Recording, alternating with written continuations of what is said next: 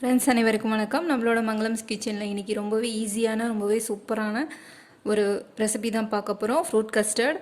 இது வந்து நம்மள்ட்ட இருக்கிற ஃப்ரூட்ஸை வச்சு நம்ம எப்படி பண்ணுறதுன்னு பார்க்கலாம். நம்மளுக்கு பிடிச்சமான ஃப்ரூட்ஸையும் நம்ம போட்டுக்கலாம்.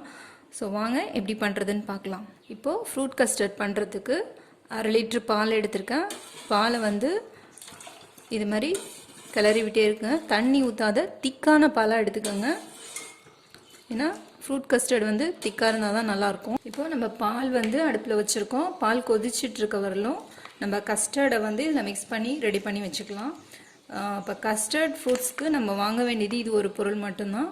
Custard powder. இது வந்து சூப்பர் மார்க்கெட்லாம் இப்போ கிடைக்குது, எல்லா இடத்துலையுமே கிடைக்குது. ஸோ இது 2 ஸ்பூன் ஆட் பண்ணிக்கிறேன். பால் கொஞ்சமாக எடுத்து வச்சுக்கோங்க. 1/2 லிட்டர் பாலுக்கு 2 டேபிள் ஸ்பூன் போட்டுக்கிறேன். இதை கட்டி இல்லாமல் நல்லா கரைச்சிக்கலாம்.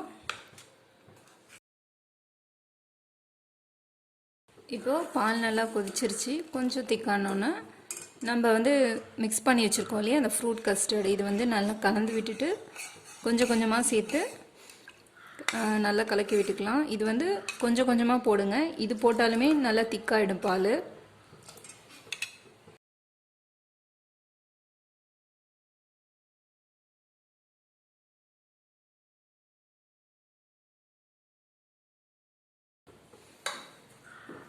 இப்போது கஸ்டர்ட் சேர்த்தோன்னே நல்லா நம்ம கைவிடாமல் கிளறிட்டே இருங்க. ஏன்னா திக்காகிட்டே இருக்கும்.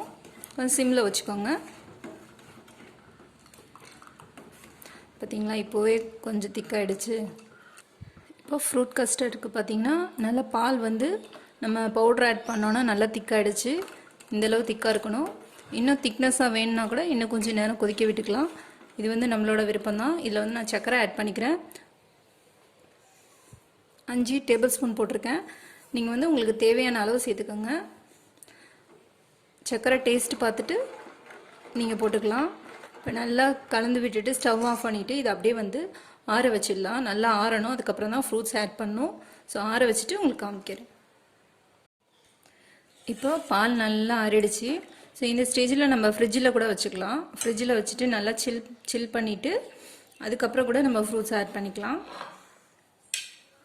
இப்போது ஆப்பிள் கட் பண்ணி வச்சுருக்கேன். ஆப்பிள் சேர்த்துக்கலாம்.